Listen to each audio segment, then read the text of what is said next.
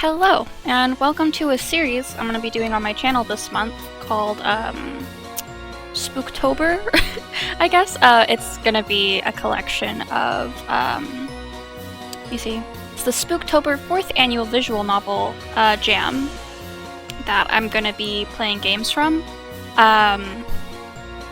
Big reason for this is because me and my friends actually entered a game in the jam called Platonic. We're really proud of the game. It's so much fun. I've always wanted to make video games. Getting to do that with my friends was really amazing. But yeah, so that kind of made me think that I should play some other people's games from the jam. And today I will be starting with our Fantastic Wonderland from... Let me pull up their page so I can read the details of the game. Carrot Patch Games.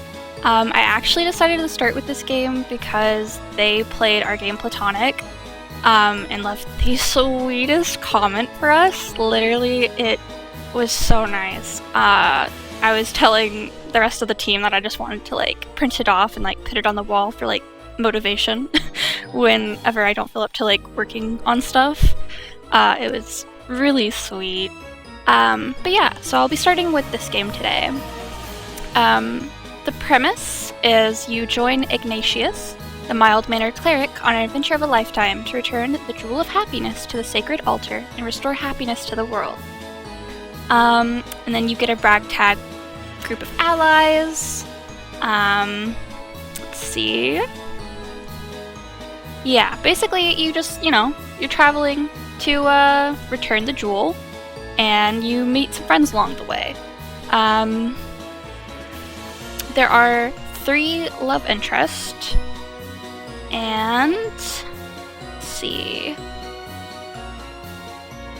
I don't want to miss anything. We'll see as we go, but I'm just looking at the game page. It's supposed to have some action and witty commentary, which sounds really fun. But yeah, I think that's kind of a good overview. I want to see if I can show it to you. It kind of glitched earlier whenever I went to the options and came back, but there's a really cute animation where they all come on the screen, and I want to show you because it's really cute. Oh no, it's doing it again! Okay, I'm back. But this time I actually managed to get it to start recording on this page, which is the start page. I tried 3 or 4 times before this, and my recording, it just wasn't cooperating. But now we have it, which is exciting, because now I can actually show you the little intro animation, which I'm excited. But yeah, here's the warning. There's adult language, fantasy violence and blood, adult humor, jokes and innuendo, character death, brief instances of vomiting, screen shake, and bright flashing lights.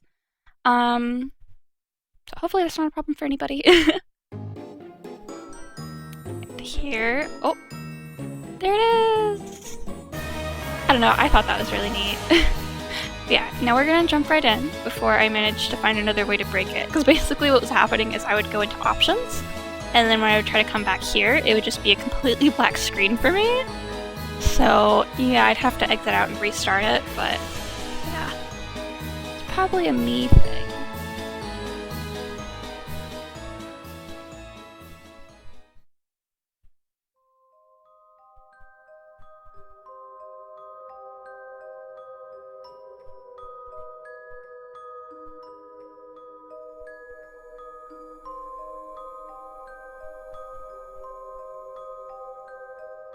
I really liked that little transition. That was cute. By cute, I don't know, it looks nice. A young man in robes of white traverses the darkness of the woods. His snow-stained hair stands prominent against the black backdrop, like a star twinkling softly against the expanse of the night sky. And around him, the shadows threaten like inky chasms. All manner of creature could be out there, just watching, waiting. I'm going to enjoy this game. I already know, it's going to be really funny and really cute. Iggy, hey, that's me! And also when I pronounce all of the names wrong that aren't Iggy, I'm sorry. Genzou? Genzou is what I'm gonna call him, and it's probably, I'm pretty confident it's wrong. Very good, Iggs. I'm glad you could recognize yourself in a mirror. Hanar, you know, it doesn't help the vibe when you interrupt the narration. Bugs, don't worry, babe. Just narrate these clowns straight into a big old torture hole. See if they can keep up the smartass commentary with 7-foot spikes shoved up their asses. Or Lamb, if I knew this was gonna be an NC-17 affair, I'd have come more prepared. That is sick and disgusting, and why the hell did you all put me next to this fucker? Getcha. Wait, Hanar, can you just kill us like that? I'm not killing anyone. Can we please focus here? I was trying to keep this thing under 10k. Now then. Is this like a group of friends playing D&D or something? Like, that's the vibe I'm getting. Since, like, they're all gonna have, like, their little characters. The cool chill of the wooded shade sends shivers up the man's spine. He knows not where he is, nor how he arrived here. Ignatius, I have no idea where I am or how I got here. Genzou. Damn, Eggs. You should drop the computer hacking stuff and take up acting instead. Mr. Charlton Heston over here. Or Lamb. I'm still not sure why he's playing the lead. The last thing this world needs is another spineless vanilla protagonist. So mean. I could have provided some life to this production. Yeah, 'cause you'd have stolen it from everyone watching. The young cleric Ignatius carries on through the trees before arriving at a clearing. I feel bad for Iggy because whenever I like play D&D with friends, and it's like, I'll try so hard to like roleplay and like talk as my character, and I never, it's so hard for me. It's much easier to just be like, she said this. So like talking in character is hard. At the center of the clearing, a halfling knight lays prostrate on the ground, unmoving. He appears to be gravely injured, his breath ragged on his lips. We'll heal him. Ignatius kneels down next to the knight, using his curative magic to heal the knight's wounds. Oh, that's a cute sprite. Like, I love the facial expression.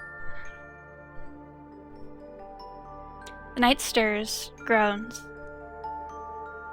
Also, the music's really good. At random points throughout this, I'm just gonna be like, I really like this. No, the music's really good. I like it a lot. It really suits the game. And then pushes himself off the ground. Knight. The flying fuck was I doing lying on the ground? Jin, that's not how knights talk. Oh, sorry. Guess I missed out on roundtable lexicon class. Throw me a fucking bone here. Or Lamb. You'd have better luck teaching a monkey to fly than you would teaching Genzou to clean his tongue. There's gonna be a monkey flying here real soon if you don't plug your pie hole, you freckled fuck. The two men stand there. Ignatius. Hello. Hi. Are you alright now? I'm standing, ain't I? Someone attack you? To be honest, I can't remember. Everything's kind of a blur. All I remember is this weird hissing noise. Hissing noise? Yeah, like hiss. Yeah, exactly like that. Damn, your vocal range. That wasn't me. As if on cue, they emerge from the inky blackness between the trees. One after another, tiny shadows giving way to heads of crimson, of the deepest crimson, while beneath their bulbous crowns, wrinkled twig-like arms wriggle and squirm like snakes. We've got company. 'Cause I couldn't tell from the aura of murder choking this place like a corn dog down my throat. One of the tomato creatures leaps at the knight, who deftly deflects the attack with his sword. God damn it, we're gonna need to do this the hard way, I guess. Get behind me. I'm independent. That's probably a bad idea. Well,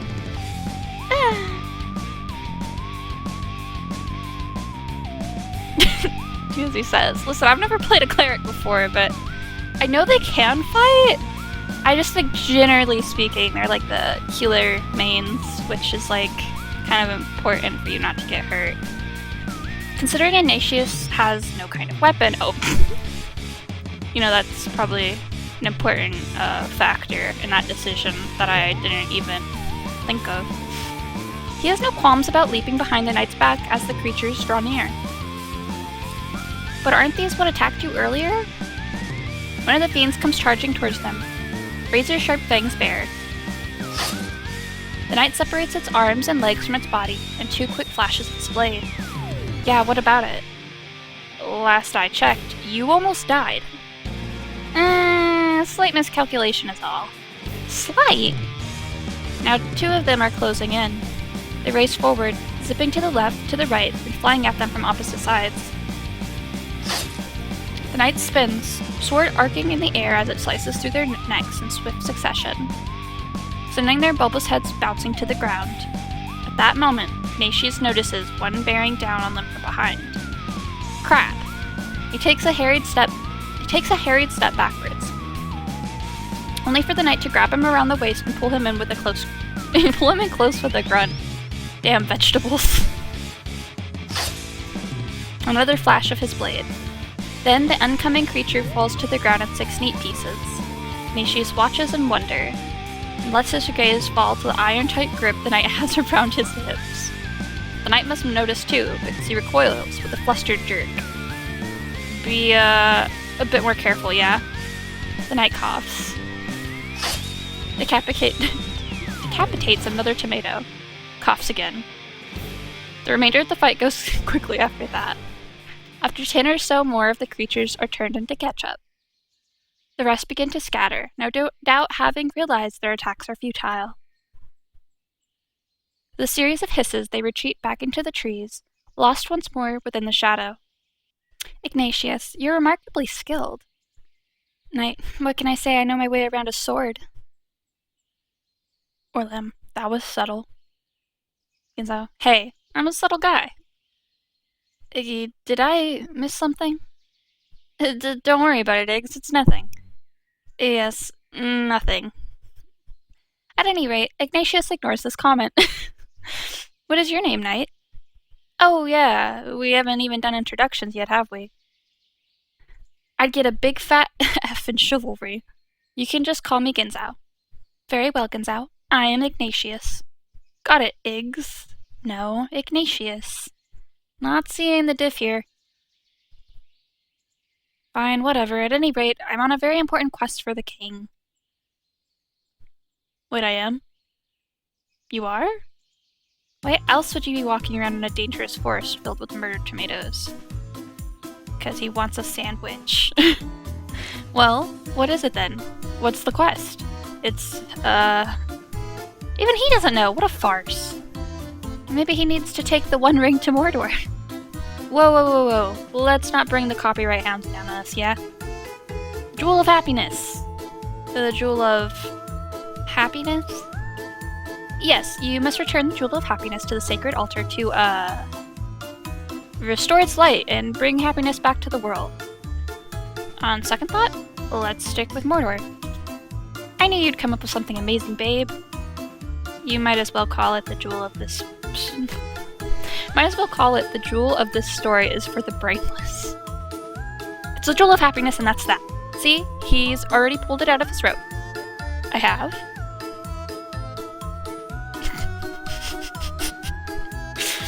Ignatius has already pulled the Jewel of Happiness out of his robe.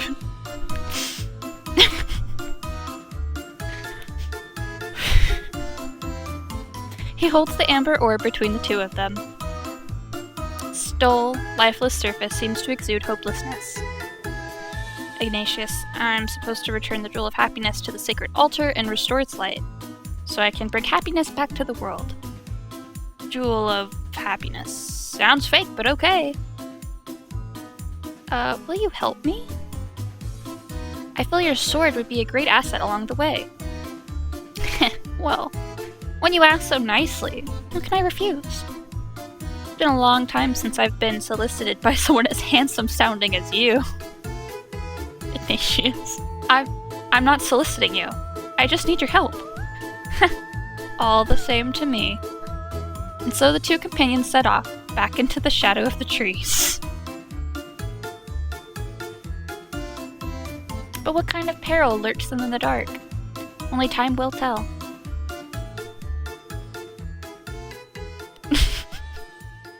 They're so cute.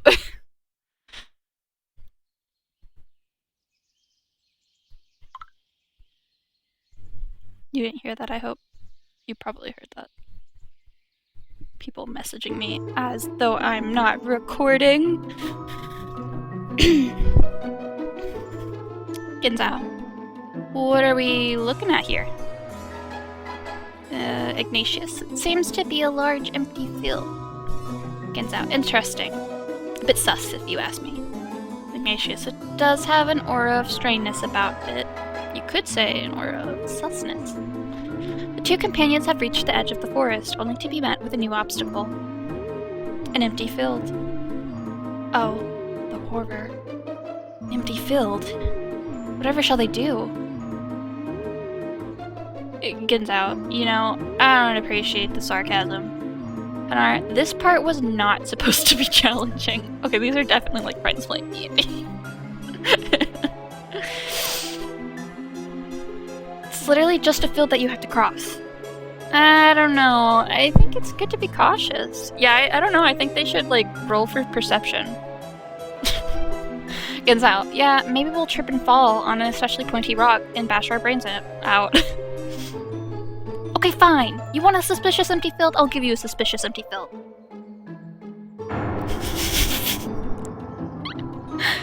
There. How do you like that? Does the field look scary beyond all reason now? Yep. The terrifying red sky? Yep. I can just wet myself. The two companions face the extremely dark and horrifying field. Its aura chills their bones to the core. Ignatius, maybe we can go around.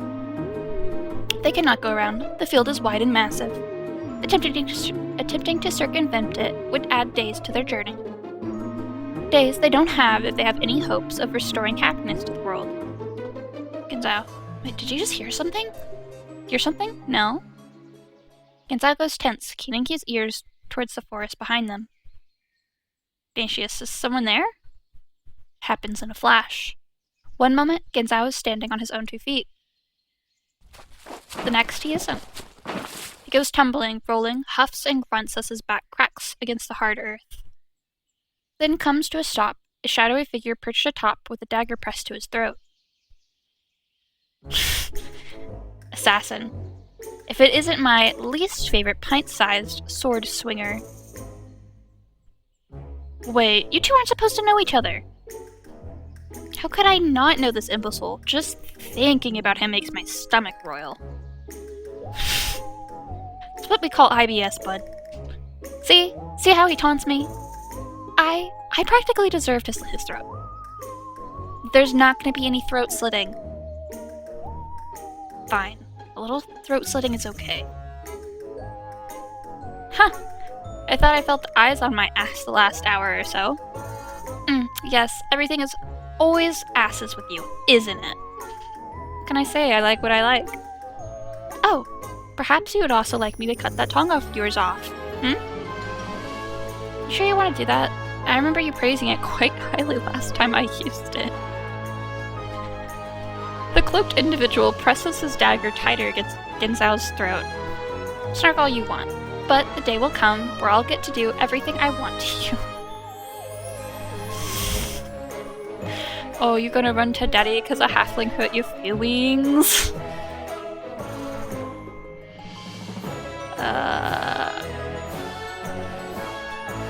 I assume he did do something, but I guess I'll step in and help. Ignatius steps forward. Oh. I didn't mean like that, but go off, king. Ignatius steps forward, fist raised in what he hopes is a show of aggression. Hey, get off him. That's my companion, I'll have you know. The man glances up, raises a brow. Picking up strays again? Hey, this one came to me! An unenlightened stray, then. He pushes himself to his feet and wipes the dust off his cloak.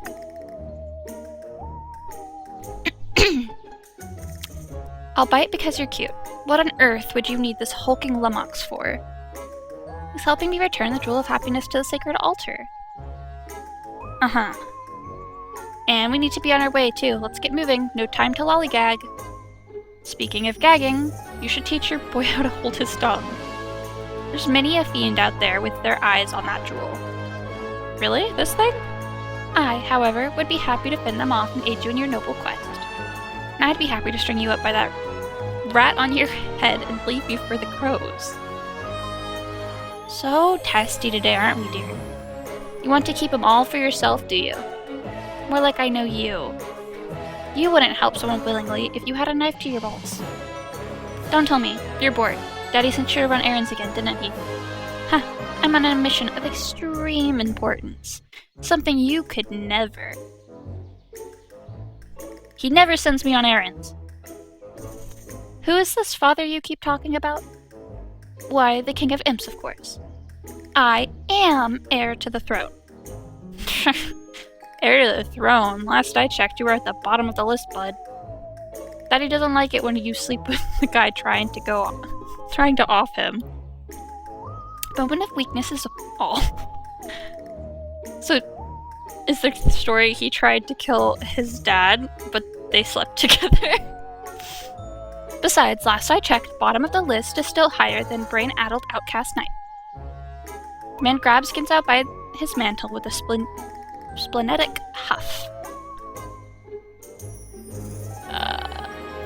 You both need to chill out.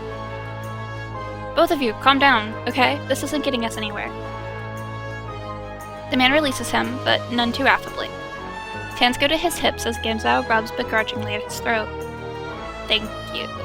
Ignatius looks from the man to Genzou and back again. I just realized I don't even know your name. I just call him Buttface. Or Lamb. Or Lamb is fine. I won't require you to address me as royalty. Yet. Yeah, he saves that for when he's got leash around your throat. Orlam crunches the heel of his boot onto the top of Genzou's foot. Genzou gulps. Alright, Orlan, you said you wanted to help? I would gladly accept your aid. This brings a proud grin to Orlam's face. And rightfully so. We don't need his help. We were doing just fine on our own. Oh, and how do you propose you were going to cross that field, I don't know, by walking the way most people cross large tracts of land? And get swallowed up by the collector? No. I can say now you'll never make it across in one piece. You'll need the gift of stealth if you have any hopes of applying this plot. And I suppose that's where you come in, huh? Precisely. I'm really enjoying the game. It's really, really cute. I really like it. It's genuinely funny, too. 5 minutes later, sees the trio slinking across the darkened field.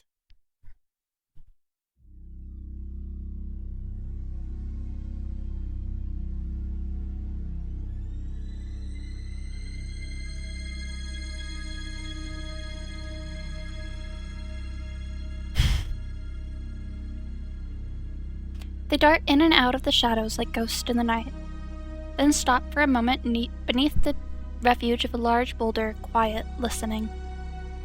Genzou, are you sure there's even anything here? Place is as dead as what I think about you. It does seem awfully quiet. Orlam just laughs, impish grin playing on his lips. Oh, don't worry, it's here. The collector feeds on your fear. So do try to keep those thoughts of yours from succumbing to dread. And whatever you do, don't look directly at it. Seems simple enough to me. Ignatius curls his arms around his chest as a chill creeps up his spine. Him and avoiding dread have never mixed well. Me either, Ignatius.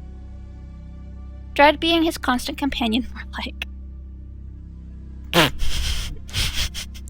Something brushes against his shoulder. With a start, he turns around, but there's nothing. Nothing at all except the empty expanse of the field. Trick of the wind, no doubt. But he can't help the anxiety. He can't help the anxiety tickling the back of his neck. Maybe he won't be able to return the jewel after all. Who is he anyway? Not brave, not dependable, certainly not any kind of savior. Maybe he'd been destined to fail all along. At that moment, Orlan motions them ahead. It roused him from his self-depreciating thoughts. Aww. And they're moving forward again, around rock and brush, tracing divots in the dirt, swift and silent as they follow the trail of shadow.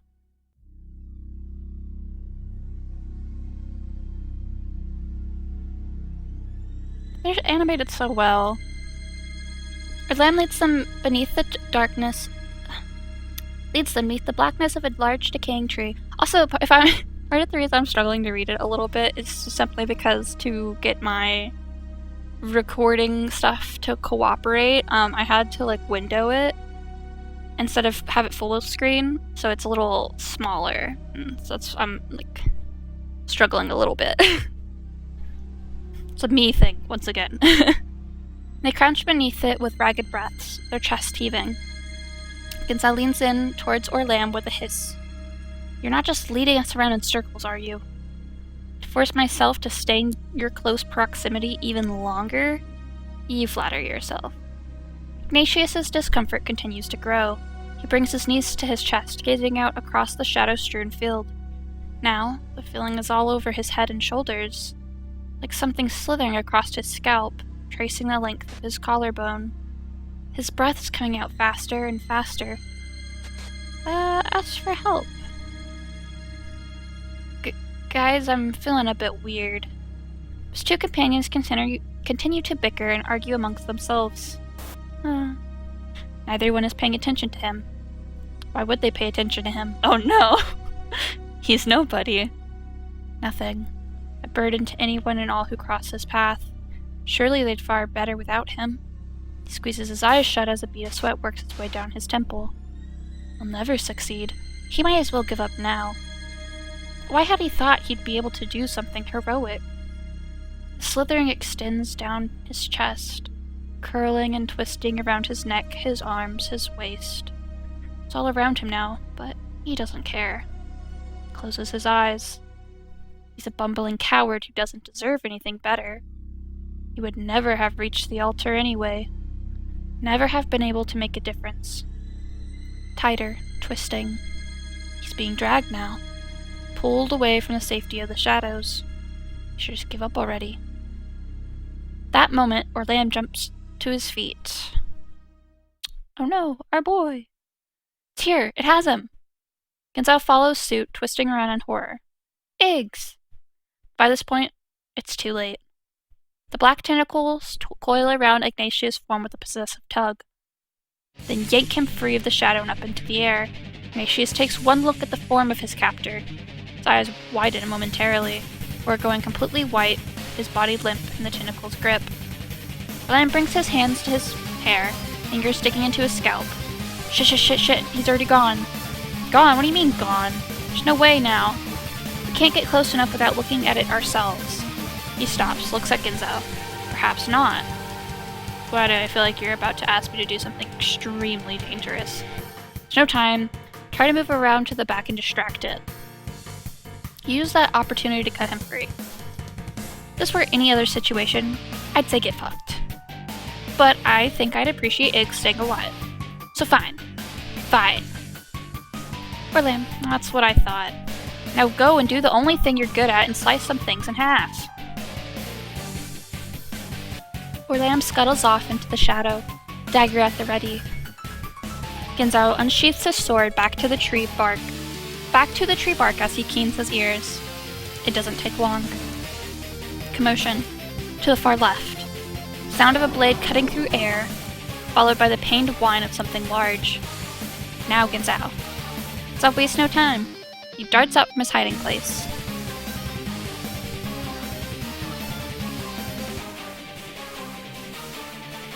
Damn, dude. The beast is huge.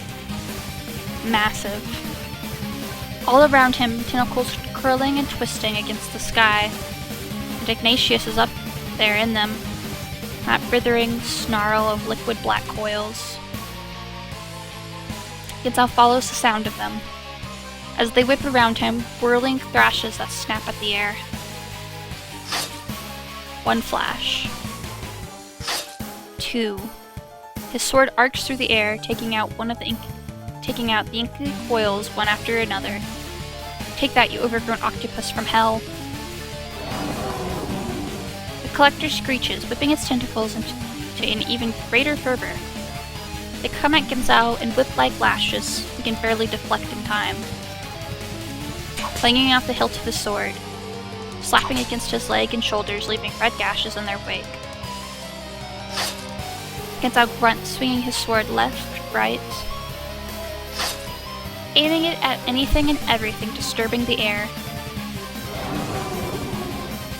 Hope it doesn't, throw Iggy at him. More shrieks.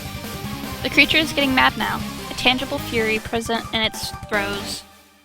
He's just to your left. Genzou nods, grits his teeth, and plants his feet firmly on the ground and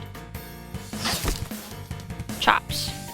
Blade carves neatly through the two tentacles coiled around Ignatius' body. There's an almost audible shudder. A fleeting moment where Ignatius stays suspended in the air. Genzou holds out his arms with a little whistle between his teeth. Ignatius' limp form falls into them with a cushy thwomp. Genzou doesn't waste another moment. He takes off, short legs booking it across the dirt. The collector roars and wails, peppers his back and neck with more whip-like snaps. He doesn't stop. Can't stop. Only when the shrieking finally fades, the air begins to calm, and the ground hardens to packed earth beneath him do his harried footsteps slow. He comes to a stop, shoulders heaving and coughs racking his frame.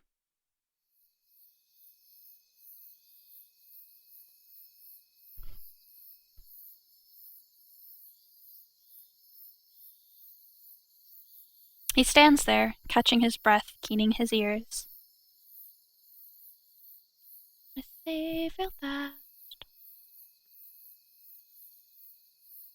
Listening for any sound, any sign of that thing still coming at him. But there's nothing. Wonder if our lamb got away. The air is deathly still, aside from his breathing. Complete and utter silence. Until our lamb jumps down from who knows where to land on the ground beside him. Genzou yelps and falls back on his ass. Give him here. What's wrong with him? I already said he's gone. There might be a way to bring him back if we act fast. The hell does that even mean? But Orlan doesn't respond. He's already got Ignatius laid out on the ground, currently snapping his fingers in front of his eyes. Ignatius remains silent, his eyes as white as the bangs framing his face. Orlan curses beneath his breath and begins rifling through his pack. You mean, passed out or some shit? Yes, passed out for all of eternity. This answer finally seems to stop Genzou short.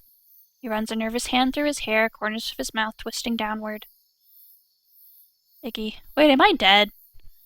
Genzou, yeah, he'd better not be dead. You're not dead, don't worry.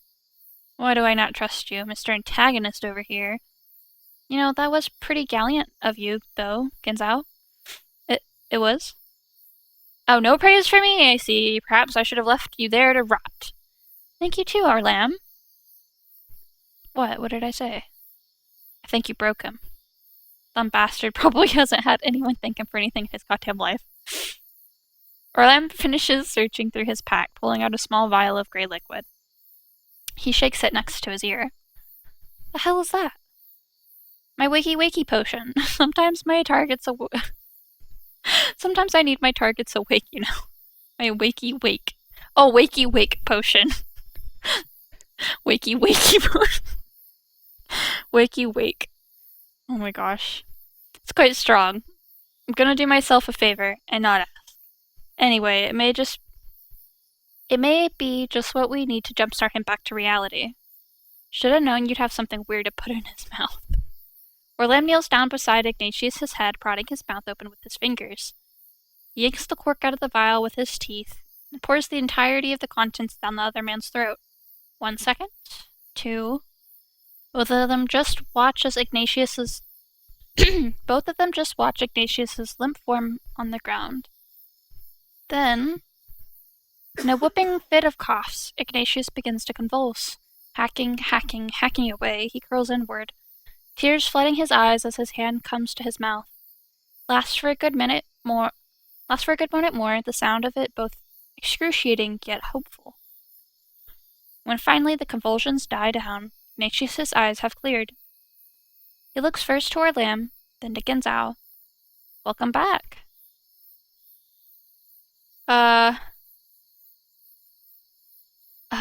Hug him. Feeling incredibly overcome, Ignatius launches himself at Orlam, arms going around his waist as he buries his face somewhere around his belly. Orlam's eyes nearly bug out of his head. He pushes back on Ignatius' shoulders in obvious discomfort, but Ignatius refuses to let go. I was so scared, I didn't know where I was or what was going on. I was just so alone. Well, you're fine now, so you could just... Thank you for saving me from that place. Orlam's eyes twitch. He gives another push extra hard this time, and finally succeeds in extricating Ignatius from his frame. Rises to his feet, turns to Genzou. Take care of your little cleric, would you? He needs to rest for a while. I'm going to secure the perimeter. The last thing we need is another surprise attack. Then, with a somewhat embarrassed twist of his heels, he turns and walks away, disappearing back into the night. Genzou plops to his seat next to Ignatius.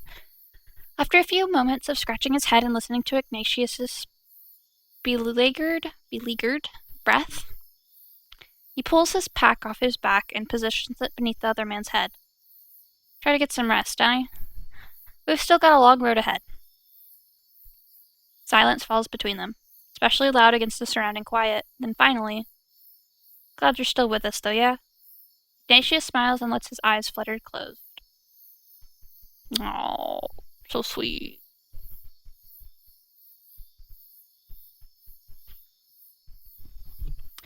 The trio spends the night beneath the stars, taking turns resting and keeping watch as Ignatius sleeps. Orlam builds a fire. Genzou shares the salt tack and jars of homemade preserves he brought with them. By morning, Ignatius has mostly recovered, if one ignores the occasional relapse of vomiting.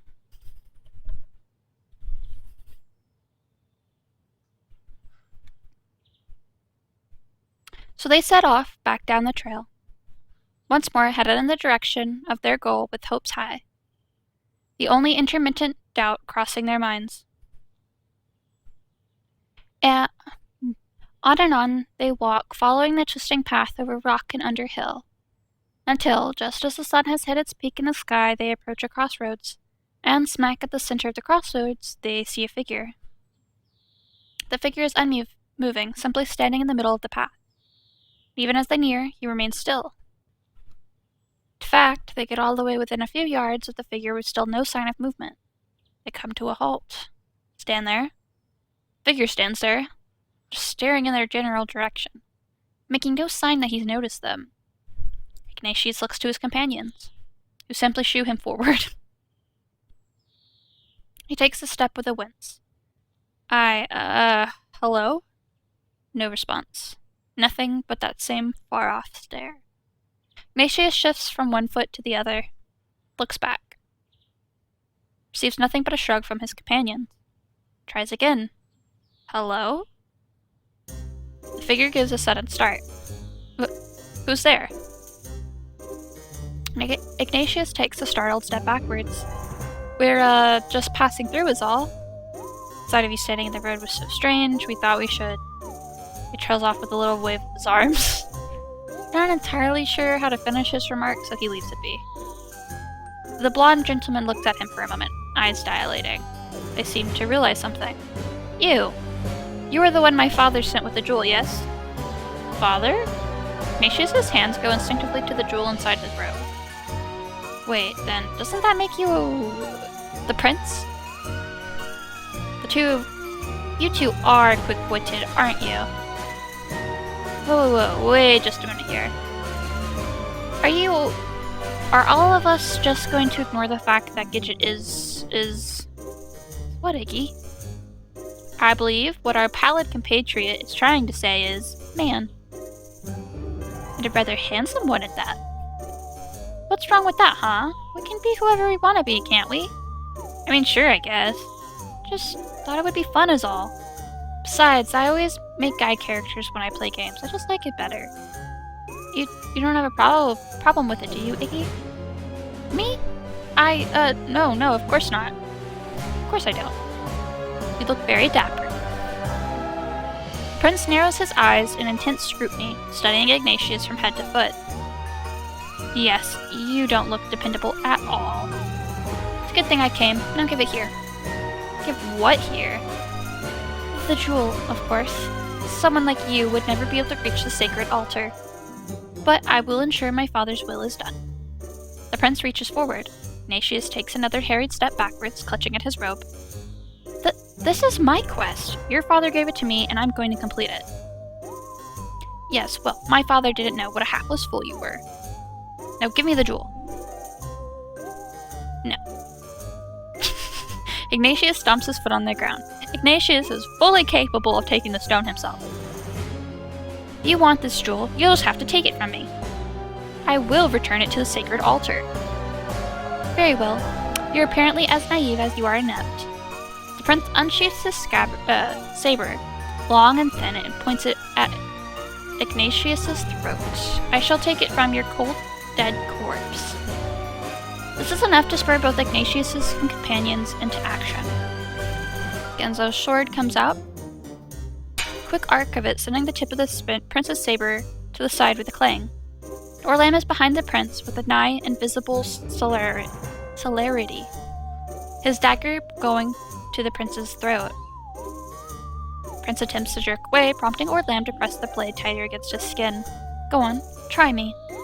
I have always dreamed of committing regicide. Orlam pushes his face into the back of the prince's neck. The prince scowls. My father will have your head if you so much lay a scratch on me. Genzou brings his sword up at this, directing at the prince's chest. Yeah, well, I'll have your guts for garters if you even think about touching our cleric. Guys, let's just calm down, okay? Let's perhaps not resort straight to violence. It's a good second option, though. I'm gonna keep that in the back pocket. Ignatius looks the prince up and down. Maybe, Prince Gent. Right, Prince Gent can simply join us? Then he'd still be able to ensure I complete my quest successfully. At this, the weapons finally fall. The four of them looking between each other with furtive glances of uncertainty. Join forces? What on earth makes you think I would do such a thing? I don't know. Maybe because it's 3 against 1, bud. I doubt sweet Kingy will appreciate his son's head delivered to him via express courier.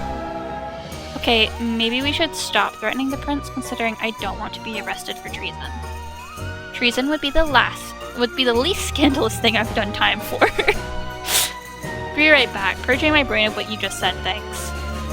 Stop talking about me like I'm not here.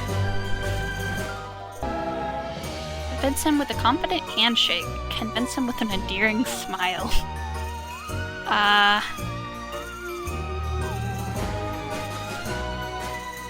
I don't feel like either of those is gonna work, if I'm honest.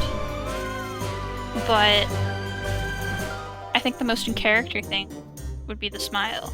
The confident handshake might exude that we are competent and capable, though. Or he could steal it from our pocket. But that's probably me overthinking. I'm definitely overthinking it. We're gonna convince them with an endearing smile. Nah, we're gonna do the handshake. We'll try the handshake. Yeah. It's more convincing. Ignatius can see that the prince might require more convincing. And what better way to prove his professionalism than a confident handshake? With a little cough, he steps forward and extends his hand. I promise to do everything in my power to deliver this jewel to the sacred altar. Will you lend us your aid in my quest, my liege? The prince looks from Ignatius' outstretched hand up to his face and back again. Finally. I'm not sure you leave me any choice at this point. So much to my...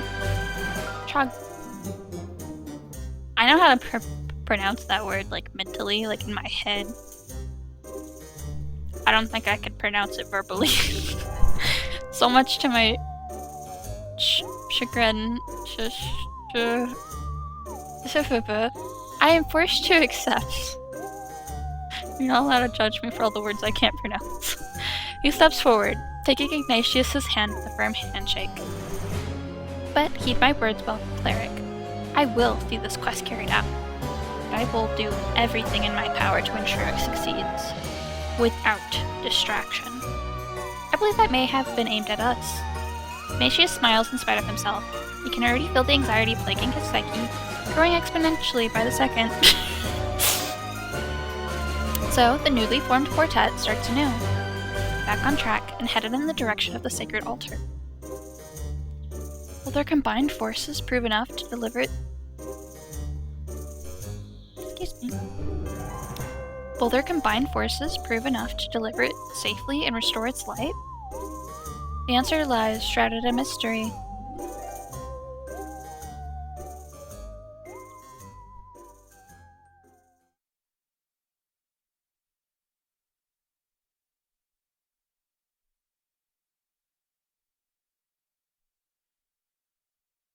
The companions walk and walk, and walk a little more, and walk and walk.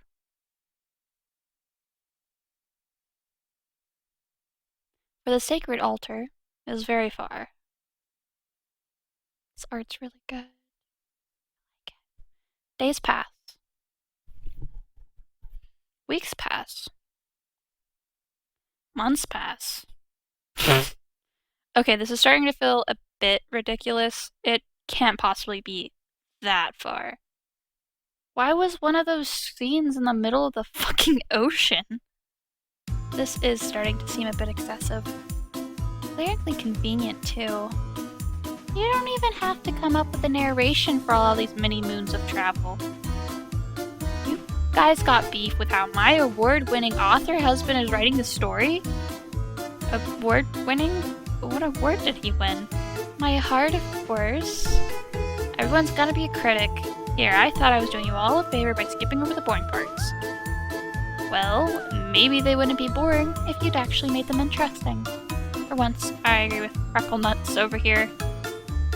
You trying to write a complete story in less than a month? Yeah, that's kind of hard, considering that for our game, we just did a demo, because oh my god, we wrote way more than we put in the demo. Like, I think where we left off, it was like 49 pages. It might have surpassed 50. We wrote a lot, but we needed a good stopping off point in the demo, because where we were at with writing, it would have been very awkward and abrupt to stop there.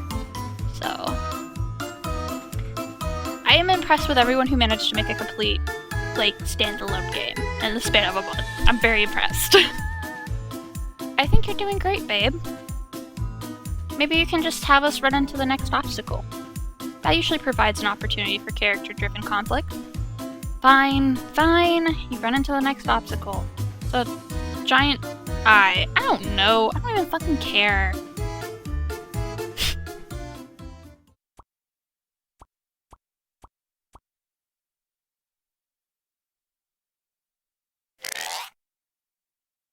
The group suddenly runs into a new obstacle. It's a giant eye. Sitting right in the middle of the bridge they need to cross. No one knows how it got there. It's just there. Four of them stare up at the eye in wonderment. What are we looking at here, folks? I can practically hear the collective dick shriveling taking place in your pants right now. It's a giant eyeball. Concerning. Can we avoid it? Considering its girth is currently occupying the full width of the bridge, I would say no. Yeah, figured as much, but thought I'd ask. The prince puffs up his chest and takes a only slightly hesitant step forward. You there, creature. I know not your motive for blocking the path right now, but I must ask that you relocate yourself at once. We must cross this bridge on important business for the king. No response from the eye. Prince turns around in search of answers from his companions, but receives nothing but a series of shrugs. Takes another step forward, only for a sudden rumble to overtake the bridge, sending its precarious planks into a flurry of undulating tremors. Ignatius' stomach flops, rapidly building nausea. Look at his feet. He can't keep his feet centered in the middle of the bridge. Already he can feel his balance starting to give. He's tilting towards the edge.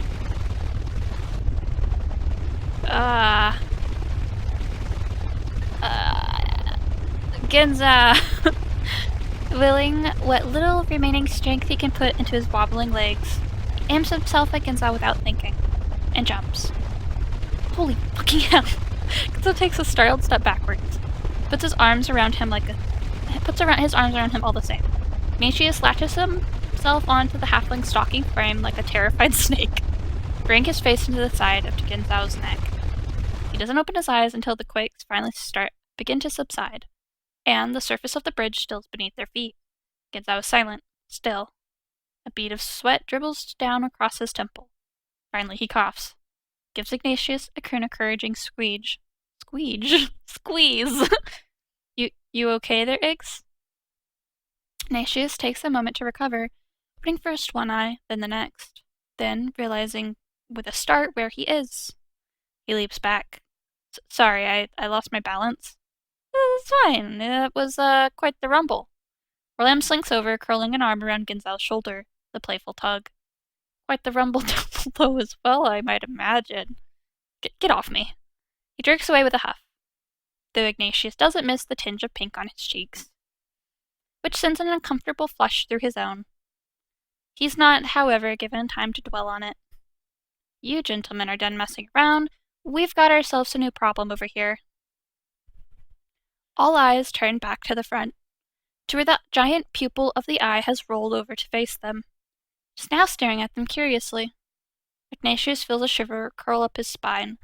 Fortunately, the prince once again takes the lead. He steps forward, clears his throat. If you are indeed sentient, then I ask that you heed our request and allow us passage. We have urgent business to complete on the other side of this bridge. Love that. The eye looks from the prince to Ignatius to Genzou, then Orlam in turn. It turns its massive watery pupil back to the prince. Answer me these questions through you, then safe passage I shall decree. It talks? Impressive, given its lack of oral cavity. You can't just say mouth like a normal person. The prince shushes them with a wave of his hand. Very well, then. I ask us your questions. The pupil of the eye shudders, dilates, then in a booming voice that sends the planks beneath their feet trembling.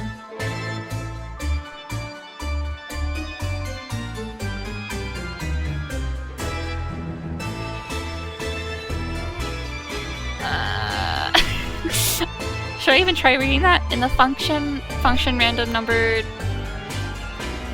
stuff? If you were to call the variable base num outside the function, what would be the output to the console? What kind of question is that, Hanar? Isn't it usually some kind of riddle or something? All I have is this JavaScript dummies book, so sue me. I think it's a swell tactic. Riddles are so last decade. We're going to die.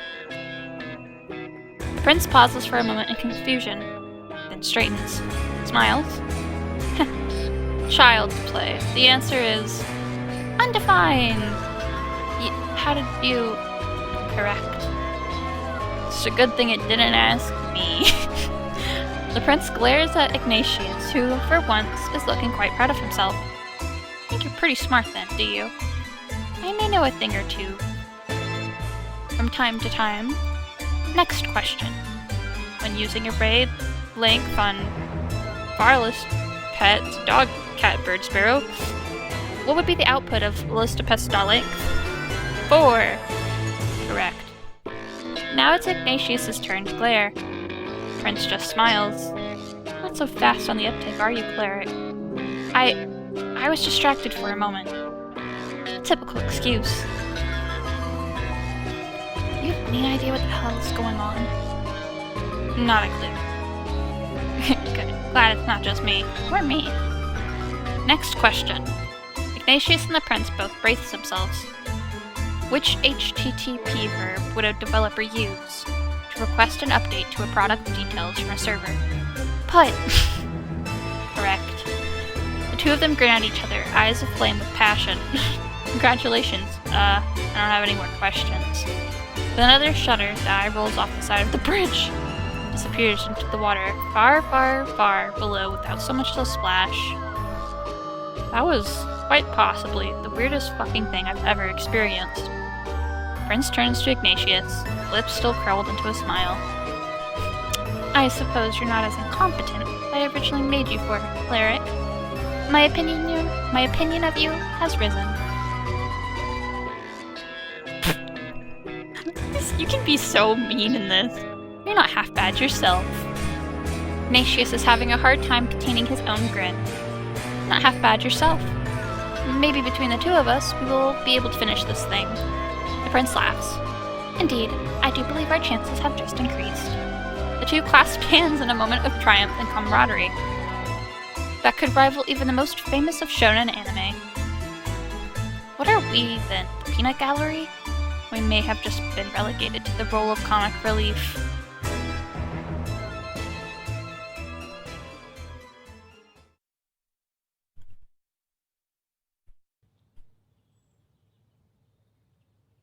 And so, the four companions continue their journey. Through rain and shine, through water and muck, and on the horizon the spires of the sacred altar grow ever nearer. Wonder how much farther we got till we reached this holy Alta Vista, or whatever it was called. 1.5 miles. Damn, what the fuck? You have a built-in GPS or something? There's a sign. Don't I feel incredibly sheepish? We're almost there, then. Finally, we'll be able to complete our quest. Or will you? A collective gasp. The group turns to this new voice. What? The angry bunny boys. Only to find themselves surrounded on all sides by towering 7-foot-tall rabbit soldiers. Oh no! What have I done? They draw their weapons. Now this is a surprise. Looks like Easter's come early this year. You will allow us to pass if you know what's good for you, rabbits. The king has been watching you very closely on this so-called quest of yours. My father? Your father? The king? Don't make me laugh. I mean the real king. What are you even talking about? Doesn't matter, you'll be dead soon anyway. Nap, boys.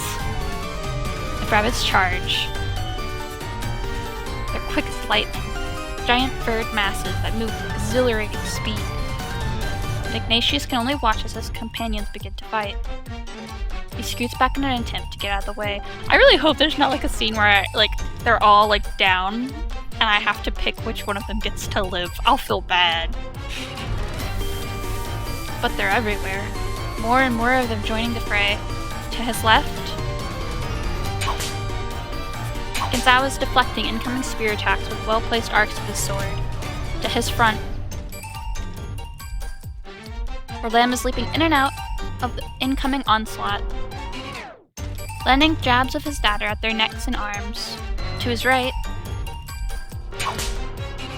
Genzou is parrying two sets of spears while peppering their owners with joust of his saber. Clanks, clashes, and fleshy thwacks surround him on all sides. He has to sidestep again and again whenever the flurry of weaponry grows too near. Can't even keep up with it. It's too much and it's happening too fast. Swirling chaos around him. Nothing he can do to help. Big grunt to his left. Genzou gets hit first. You can see the flash of red across his arm from a spear he hadn't managed to evade. Then a heavy thud. One of the rabbits had caught hold of Orlam's cloak, thrown him to the ground hard. Orlam leaps back to his feet, but it's clear he's hurting. Yep, a pain to his right. Now Gent too has taken a hit. 3 fresh claw marks have been gouged into the flesh of his cheek. He needs to do something. He needs to help them. Am I gonna only be able to help one of them? I'll feel bad!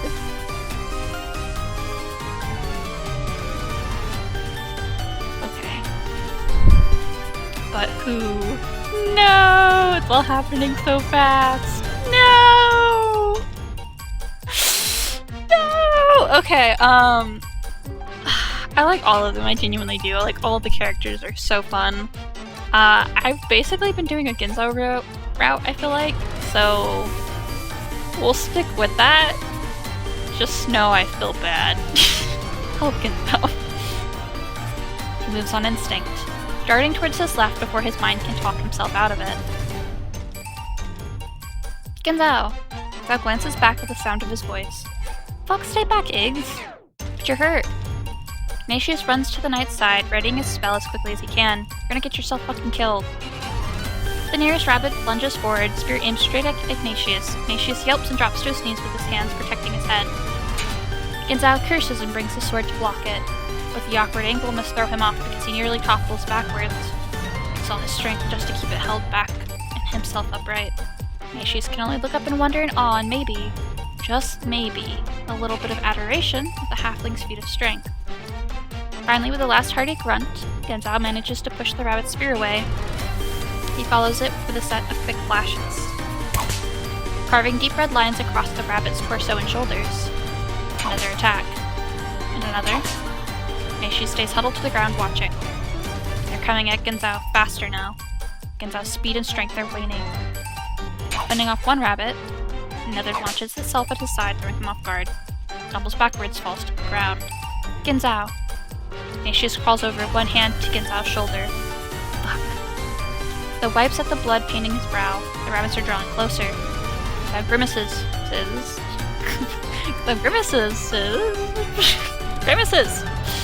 Grip tightening around the hilt of his sword. I'm not gonna let anything happen to you. Genzou. Why don't we all just hold our fucking horses here, eh? A sudden voice booming across the entire clearing stops them all in their tracks. A shadow from above leaps to the ground, causing the earth itself to quake upon impact. I'm assuming this is gonna be, I don't remember their name off the top of my head, but the person dating the GM. Yeah. Then the 6'2" woman rises to her full height. Giant axe perched on her shoulder. Bucks, that's her name. Someone call for a Buxley sandwich? Ha! The cavalry has finally arrived. Time to turn the table. Time to turn the turntables. Oh, whatever. It's skull cracking time. Iggy. So, what? Nothing. I just never imagined you so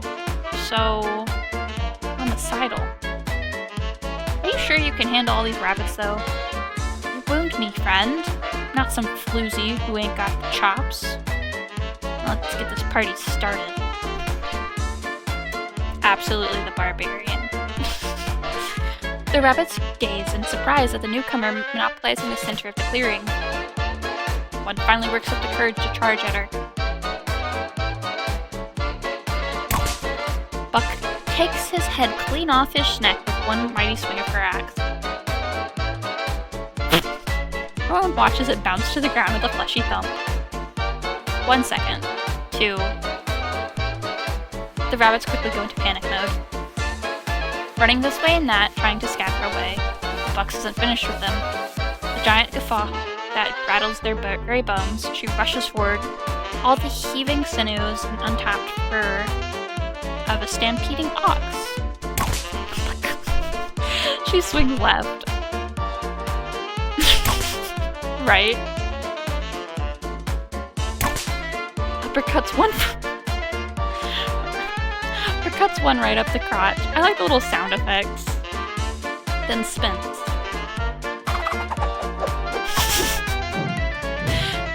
Severing spear tips and dick tips and limbs alike. And a veritable squall of swirling, whirling, iron-plated entropy. Bunnykins try, but they ain't got spry. She turns towards another cluster, currently cowering with their ears plastered to the tops of their heads.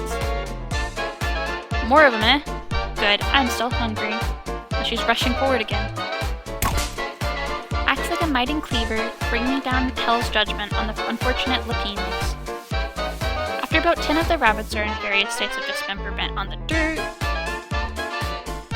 she finally slows, watching lackadaisically as the remaining few scuttle off into the distance. chicken livered, the lot of 'em. No one else wants a taste of old Buxy, I see. That's adorable. Dripping blood and guts and furry clumps onto the ground, she wanders over to the group. You folks okay? Look like you've just seen a ghost. Ghost of Christmas past come to make me repentant for my sins, maybe. You're incredibly capable, ma'am. Ha! It was just a warm-up. Gotta keep these guns in shape, you know? I shudder to think what you'd consider a true workout. Feeling all of a sudden somewhat courageous, perhaps a bit terrified at the prospect of what could have happened, Ignatius steps forward, hand outstretched in supplication. We are on a quest to return the Jewel of Happiness to the sacred altar and restore its light. Your strength would prove invaluable in helping us reach our destination. Will you lend us your aid? Bucks looks at Ignatius, looks at the rest of the group. We're all merely return the look fervently hopeful silence, and smiles, laughs. The force of it sent spatters of gory goo to the ground below with each heave. Sure, seems fun enough. You can count on old Buxy here to keep you folks in one piece. I'll have you back like a buck. I'll have your back like a buck. Wonderful. I will make sure my father rewards you handsomely. Wait a minute, reward? Nobody said anything about a reward to me. Next to them or lamb can only eye Buck's gore-decked biceps and growing a pit intense.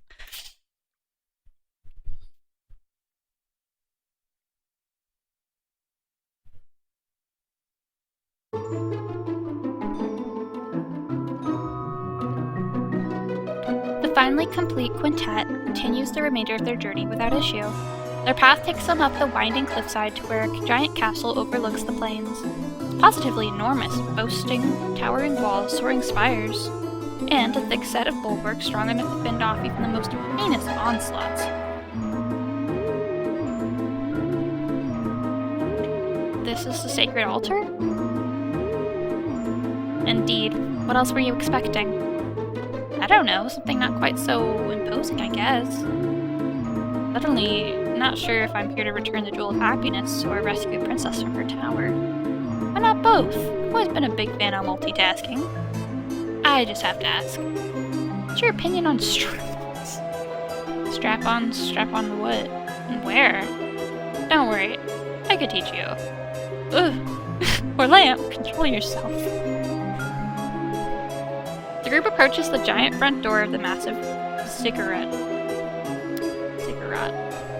A strange apparatus is embedded into the wooden frame of the door. A good 10 or so rotating mechanisms make up its body. Then an assortment of intangible symbols decorate its front. There seems to be some kind of archaic clock, a puzzle of sorts. Barely even understand what I'm looking at, let alone how to open it. There must be a way. What happened to all this highfalutin nerd spouting brouhaha back on the bridge, huh? That's different. This looks literally impossible. Let me take a look.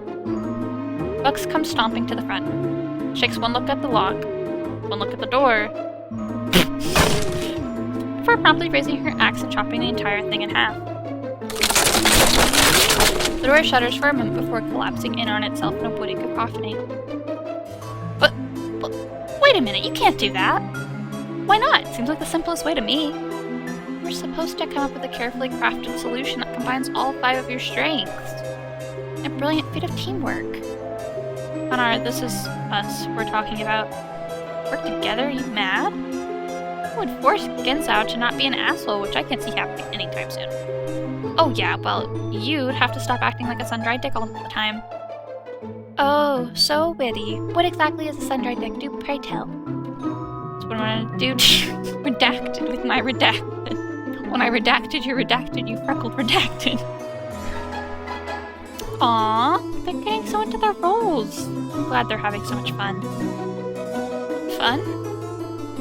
Can we all get back to the impressive feat of strength I just performed on our wooden adversary over there? The four of them stare at Buck's handiwork with synchronous gulps of barely restrained awe. Ignatius even pees a little. Well, what are you all waiting for, huh? Let's break and enter this holy hack job. Heaving her axe up on her shoulder, Bucks takes off into a newly opened doorway, breaking off further bits of wood, wooden door frame with the top of her head. The others are quick to fall in line behind her, half tripping as they climb over the rubble and into the darkness beyond. Once inside, they find themselves in a large hall. Tall pillars of marble line the walls. Plummeting tapestries hang from the golden ceiling like carpets descended from heaven. Ignatius takes a step out into the grand expanse of the foyer, looks around. Ignatius, hello? His voice echoes off the dome ceiling. There's no response. No one's home, perhaps. What'd you expect, some kind of holy guardian we'd have to give a good ass pounding? Sounds risque. I don't really know, I guess. Ignatius pulls the jewel of happiness from his robes, gazing down at its dull, lifeless surface. What do I do with this thing? It doesn't exactly come with instructions. He begins scrutinizing its surface as though looking for an answer. Kinda hoping it'd just light up or something when we arrived. Mayhap the answer lies deeper within. Yeah, this place is honkin' huge. Gotta use your peepers to take a little look-see, I guess. Ignatius takes one last look at the jewel, then nods and slips it back into his robe. You're right, let's look around. Their verve restored, they set off once more, to the darkness of the castle.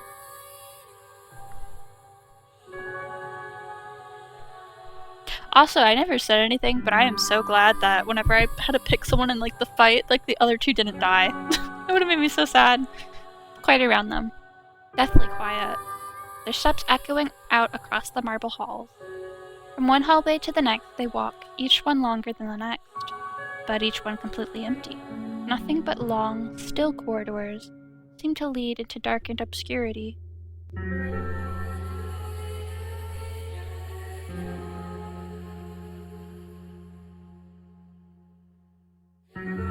We gonna be able to find our way back? Getting a little awfully maze-like. Ignatius turns to look back at the way they'd come. It's equally as dark as the way ahead. Can't remember the turns they'd made. But they don't really have much of a choice at this point. They have to keep pressing forward. Come on, I'm sure we'll find something soon. It's back to shouldering onward. But the air is different now. Colder. Heavier. Weighing down on them from all sides.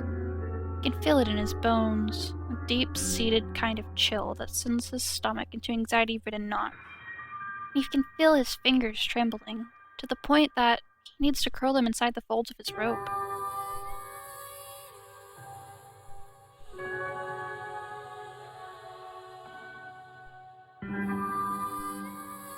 The lights flicker. A shuddered on-off, on-off. Ignatius stops in his tracks. Waits a moment. Then, they seem to stabilize again, looks back. He blinks, wondering at first if he's just seeing things, then shakes his head. No, someone's missing. Oh no! Where's our lamb? The rest of the group turns around to look. But the redhead in question is nowhere in sight. He's gone. Too bad, so sad, let's keep moving. He was just here a moment ago. Ignatius brings a shaky hand to his hair. Chills are ramping up now, up and across his arms like tingly firecrackers. He couldn't have just glanced to the front, glanced to the back. The hallway is completely clear on both sides. Walker probably went off to go shellac his canoe somewhere? He has a canoe? I'm not gonna even touch that. I guess we keep going?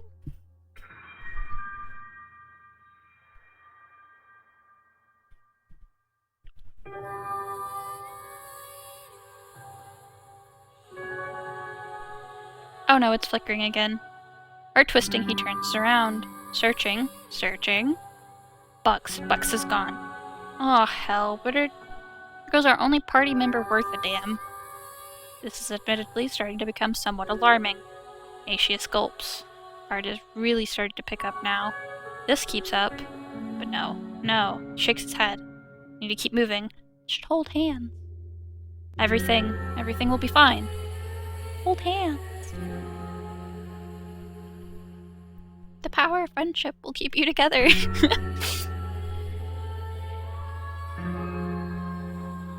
The next time the lights flicker, he spins on his heels, refusing to let another one of them disappear in front of his eyes. But It's already too late. By the time he's facing backward, Genzou is the only one standing behind him. Genzou cocks his head curiously. What? You're the only one left. Genzou makes a show of looking around and scratches his head. Concerning. You're telling me? Maybe they've all been invited to some secret party. Be too sad about not being invited, Eggs. You get used to it after a while. This isn't the time to be making jokes. There's another flicker. Grab hands! Followed by another. And then the lights go out for good. Ignatius gives a little whine of terror and steps back until he hits the wall. What happened now? The lights went out. Huh. Quiet for a moment. Quiet save the rapid beating of Ignatius's heart. It echoes up inside his head with a dull thrum. Then, he feels a hand on his. It's gentle, as it seeks his out. Gloved fingers slip between his, tugging him forward. Come on. If he weren't scared out of his wits, he might have noticed the flush rising to his cheeks, but he doesn't. Instead, he simply curls his fingers tighter around Genzou's and lets himself be pulled away from the wall. Stay close, yeah? Okay. And then they're moving forward again, just the two of them down the corridor of endless darkness. Around them, the walls seem to undulate with invisible waves. A tangible sense of isolation closing in on them, but Ignatius keeps his thoughts focused on Genzou's hand, on the occasional squeeze of encouragement it gives him, a beacon of light even in this thick curtain of shadow threatening to strangle them. Things will be fine. They'll be fine. So long as Genzou is there with him. That's right. Genzou is always there for him, isn't he? He always has been. This thought curls around him like a warm blanket, calming the rapid beating of his heart. He's just beginning to regain some composure when he realizes Genzou's hand is gone. He stops, reaches forward, swinging his arm out in increasingly panicked flourishes, but Genzou is simply gone. Genzou? There's no response, and already Ignatius can feel himself start to curl in on himself. He's alone. He's so fucking alone. Darkness closing in on him. Okay, I've had about enough of this. Where did you guys go? Can I finish the scene up already? That's actually kind of terrifying. Guys? Guys, what the fuck? Genzou? That's when the floor opens up beneath him.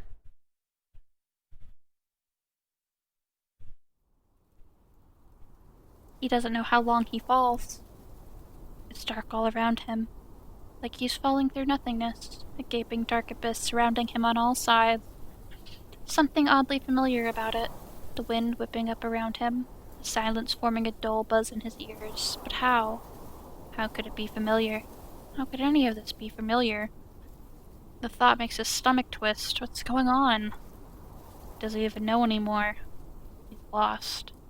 Lost in something much bigger than himself with no way to stop it.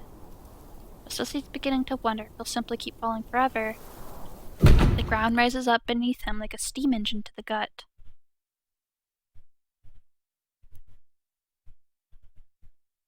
Voices. That's the first thing he comprehends. There's voices around him. Clanky, iron footsteps, but dark. Still dark. He can't see anything. His head is ringing like he's been bashed in the ears with the world's largest gong.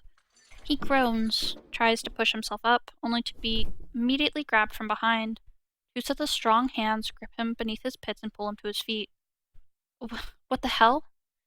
He tries to pull away, but the fingers sticking into his skin are like iron rods. Then they're moving, marching, forward. Held just high enough that he can't quite touch the ground, his toes scraping the floor. But as they walk, he begins to hear it. Stomps, synchronous, crisp, and thundering. Chants. An entire chorus of them, growing louder and louder. The ground trembles beneath his feet. Louder. He can feel it, his bones now, vibrating up through his spine. Panic tremolo stirring his heart. The world opens up all around him, taking his breath away. Some kind of vast underground hall, everything red, hot, glowing, and glowing. Lava cascades down from awe-inspiring high ceilings that gleam in brilliant gold. Flames bubble up like a dragon's breath in puffs that warp the air around them. The crowd, the army, immeasurable in their amount and lined up on either side of the path in front of him, tens of thousands of rabid soldiers. All of them stomping, chanting, pounding their spears against the hard-packed earth. Soldiers, Jerry, Jerry, Jerry. Ignatius swallows hard as his captors begin dragging him down the aisle. The sound is deafening. The chanting so loud and so zealous it makes his very bones tremble, his heart thrum. Jerry, Jerry, Jerry. Back and forth, he watches the fervent soldiers in their frenzied exultation, dragged further and further along. They are scorching his lungs. You can see a gathering up ahead past the ranks of soldiers. More rabbits, holding small figures between them. His companions. He squeezes his eyes shut, the world starting to spin around him. Jerry, Jerry, Jerry. Closer and closer. Till a throne comes into view past the gathering. It's a gold gilding glinting in the incandescent light of the flames. Jerry! He feels dizzy. The heat curling up inside of him as the echoing chants continue to assault his ears. Finally, they make it to the end. And his captors drag him in line with the rest of his companions. They turn to look at him, faces a mixture of indignation and apprehension. All of them forced to their knees with their arms cocked out like chicken wings. Ignatius returns the look with a gulp of uncertainty, when all of a sudden, the chants come to an abrupt stop. The entire army goes down on one knee in a synchronous series of iron clangs. Silence. Then, footsteps. Behind them, heavy and echoing as they approach. My dear friends, so kind of you to finally join me.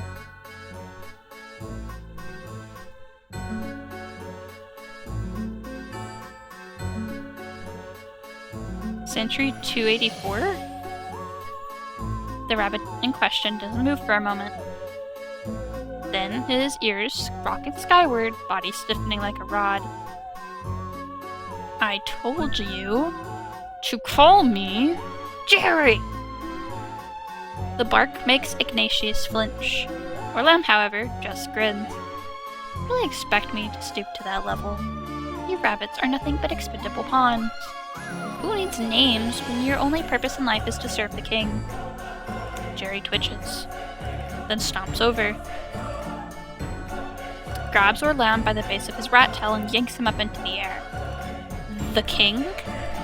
The king, you say? Oh gosh! Jerry, don't do it! Jerry marches over to the side of the platform, overlooking the simmering pool of lava below. Seems to me, I'm the king now. Oh no, not Orlam! He thrusts Orlam over the edge with an enraged huff. Or are you as typhlotic as you are conceited? Orlam's face twists in pain as his legs kick uselessly beneath him. Jerry, stop! Jerry blinks, turns back, looks at Ignatius, smiles. Yes, I am forgetting myself, aren't I? He throws Orlam to the ground with a wince-inducing thud. Orlam goes rolling, and when he tries to push himself back to his feet, Jerry brings a foot down on his back, slamming him back to the ground. I have more important matters to attend to than this. Dethroned rat. He kicks him off to the side, where he's snatched up by a duo of guards. Jerry wanders over to Ignatius, his hand into his chin in apparent wonderment.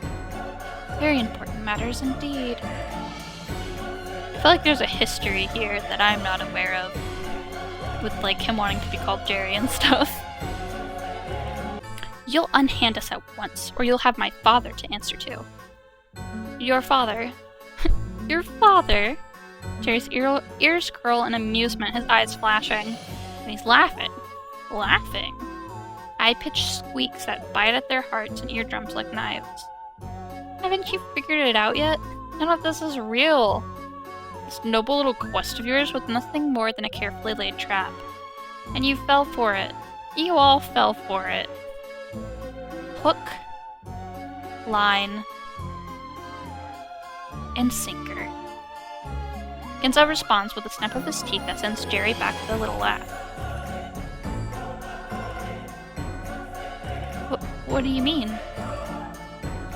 Jerry shakes his head in a sardonic pity. Why, the jewel, silly. He cups Ignatius's cheeks in his hand, tut-tutting beneath his breath. I need to destroy that naughty piece of gravel in order to keep my glorious new kingdom intact. Now he's molding and mashing Ignatius's face between his palms. We wouldn't want you to use that thing to wish all of this away from me, would we? Get your fucking hands off him. Down, boy. Jerry sighs and flicks Genzou's forehead, who reels back with a growl. No, I've made far too much progress for that. I can't go back to that kitty I was before. There's no more go clean up the stalls 284. Or stop dawdling in the back of line 284. Report to my chambers 284. So he was like a servant before, I assume? Like the rabbits were? No, now I'm the one making the wishes. I'm the one making the rules. I'm the one turning this kingdom into a paradise for all rabbit kind. This is Jerry's Wonderland now. The rabbit's gone and lost his goddamn mind. Let's have most of the people reading this by now, I'm sure. Nah, I think I'm good. Jerry, you still think this is a game? Some kind of a visual novel you can read and peruse at your own leisure? You actual morons! I mean, there is a save button. Skip it. Yeah. This is your new reality now. Or haven't you figured that out? As soon as I destroy that yellow potato, things will never go back to normal. Normal. Normal for you, but hell for us rabbits. Now, I get to make your life hell. Why do I feel like I've heard this line before? Search me. I'll never give you the jewel. Jerry stops. Smiles. Look at you, being all brave. Sorry, kid, but there ain't much you can do at this point. Snaps his fingers at the guards. Turn him over. Ignatius' world quickly turns upside down when the nearest guard grabs him by the ankle. He's hanging uselessly in the air, his robe fluttering around him.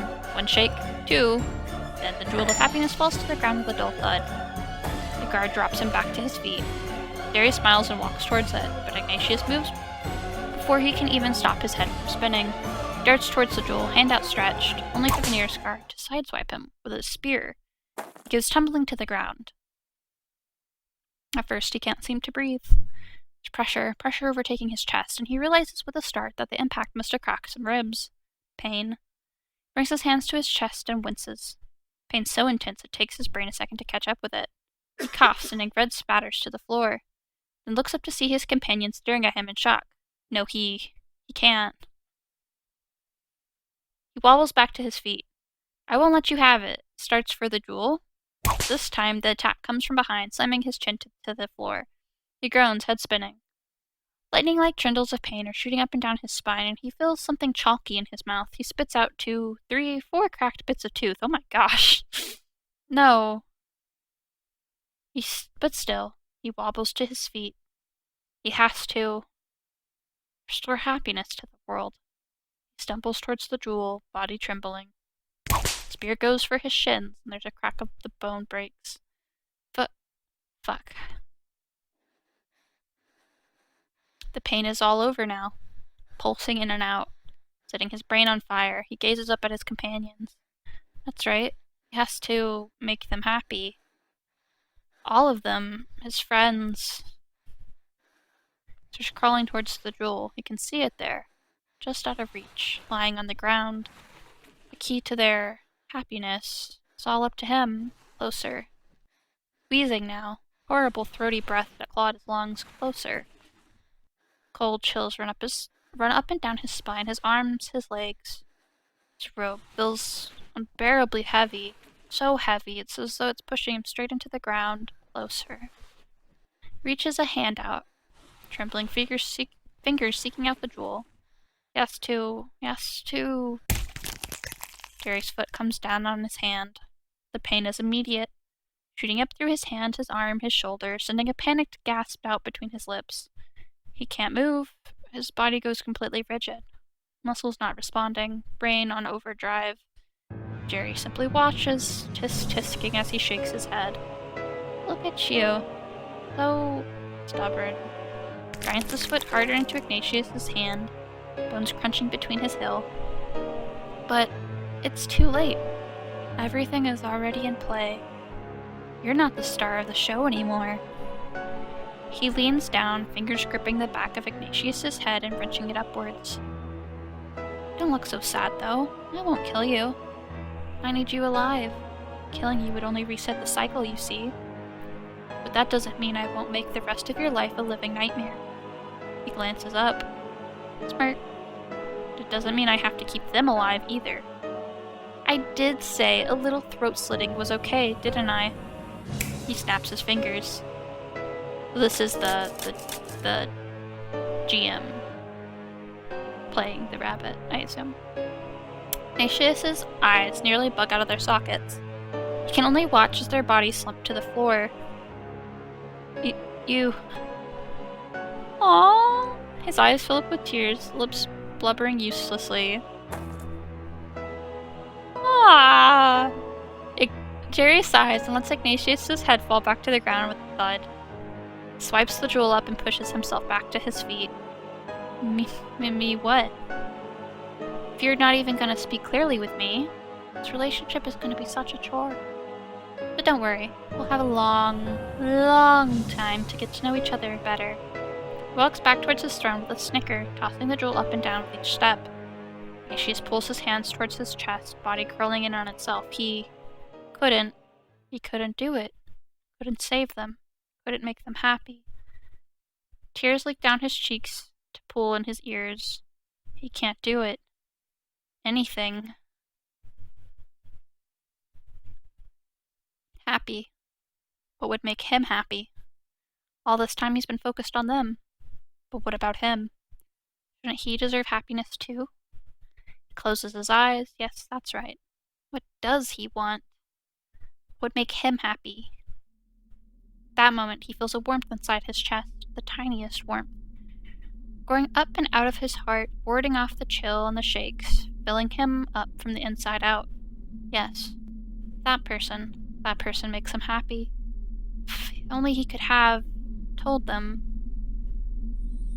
That moment, the jewel in Jerry's hand begins to glow.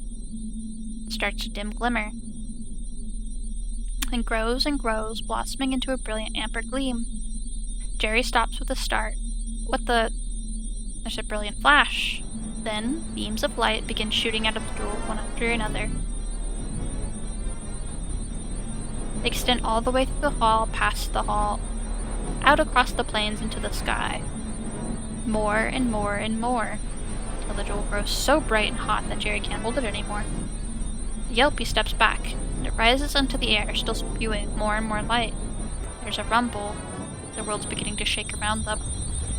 Bits of ceiling begin falling to the ground onto the lava, and the platform begins undulating beneath their feet, heaving precariously back and forth. Behind them, the army of rabbit flies into panic.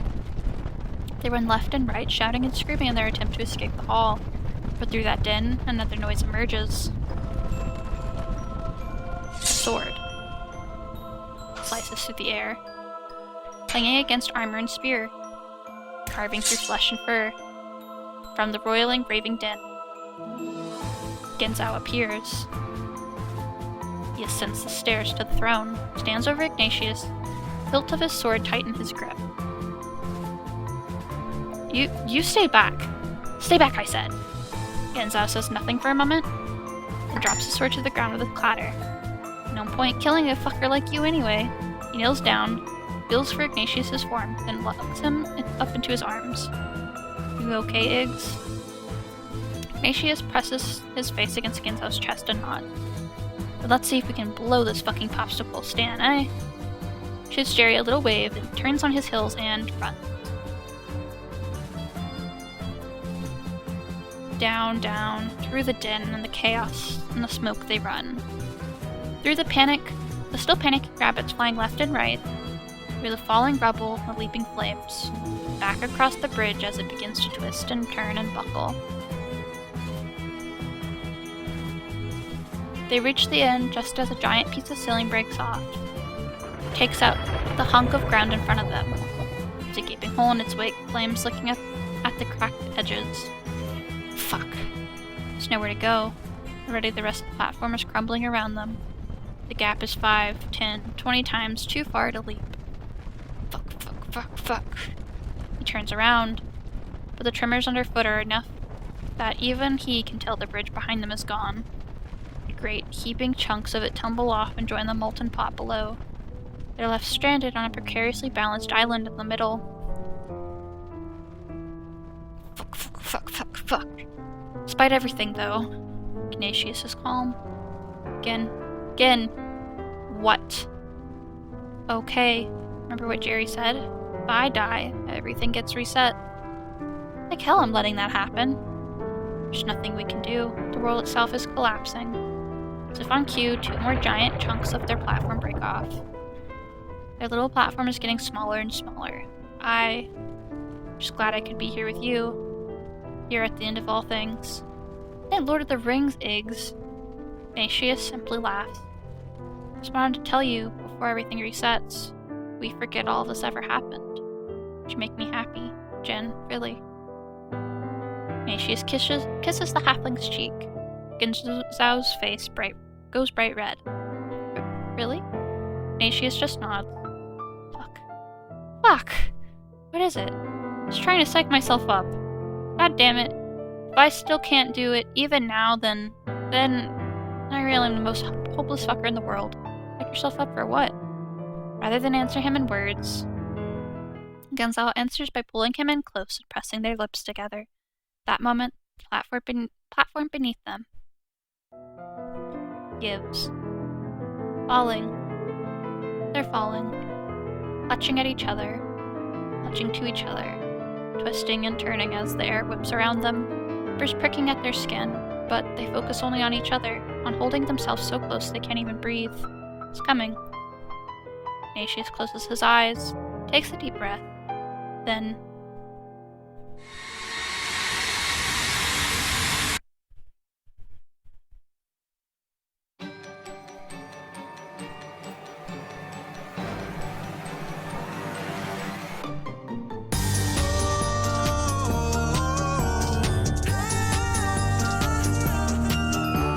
Oh, I really like that. That was so good.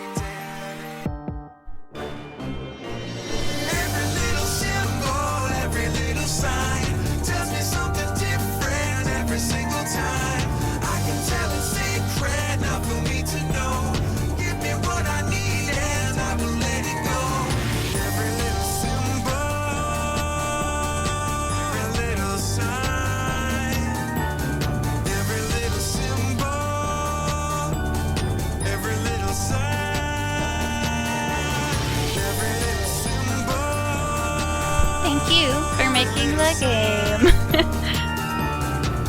Or watching. that. I really liked that game. It was really good. The characters, the art, the humor, I really liked it. All of it. I was a big fan of the writing too. Not to pull the I just loved everything card, but yeah, I really enjoyed it. Oh? Iggy's awoken to the sound of Mrs. Dawnish rolling her trash bin down the driveway. There must be something stuck in one of the wheels because with each rotation, the bin lurches upwards and smacks heavily against the pavement. Roll, roll, smack, roll, roll, smack. He sits up in bed. All of a sudden, overcome with the urge to look out the window. And half trips, half stumbles out of the sheets. She's there, Mrs. Dawnish, that is. Just as she expected she would be. But only a half second after he spies her halfway down the driveway, the bottle falls out of the bin. It's an interesting bottle. Something round and oblong. And of an interesting golden hue that glints in the morning sun. It almost looks like a potato. He watches her stop, pick it up, toss it back inside the bin. Then it's back to her interrupted journey. Roll, roll, smack, roll, roll, smack. He watches her a moment longer, brows furrowed, but ultimately shakes his head and turns back to his room. Yes, his room. This is his room. Same as it is every morning. And yet somehow it feels like he hasn't seen it in a long, long time. He brings a hand up to run through his hair, but as he does so he winces. Strange, pin-like pain blossoms out across his fingers.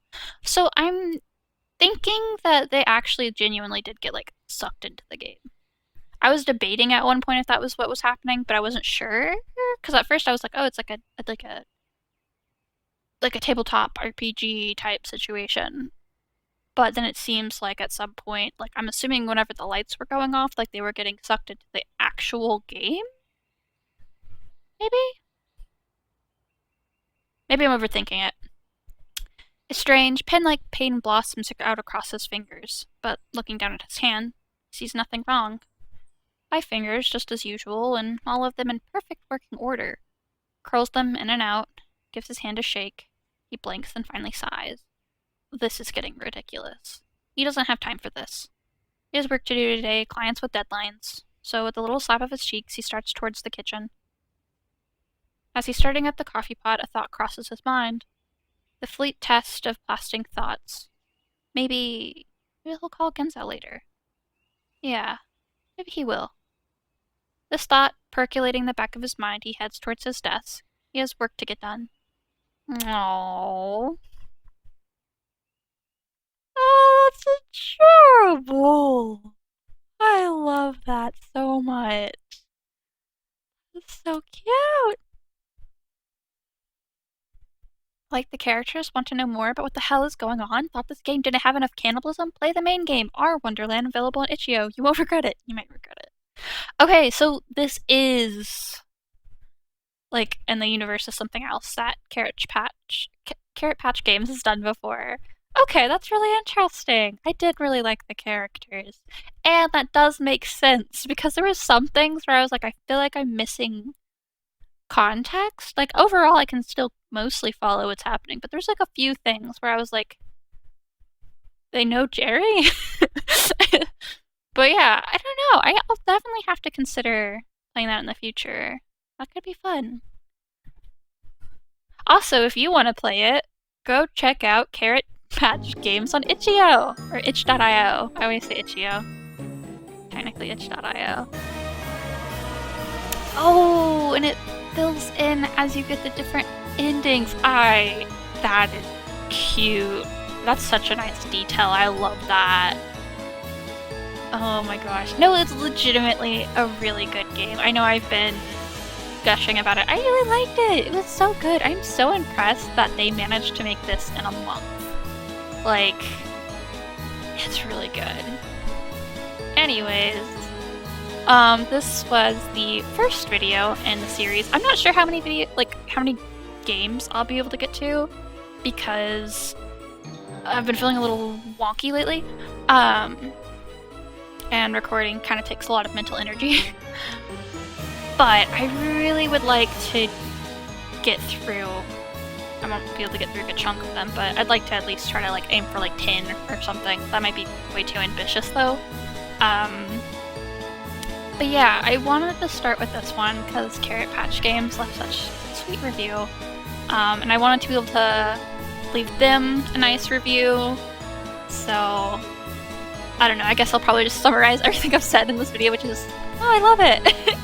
But anyways, it was really good. If you want to play it and check out the other routes, once again, check out Carrot Patch Games on itch.io.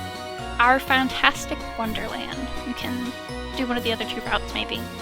But yeah, hopefully you'll join me in future videos. If you enjoyed this one, please feel free to like and subscribe. Yeah, and I hope I'll see you in the next video. Thank you. Bye!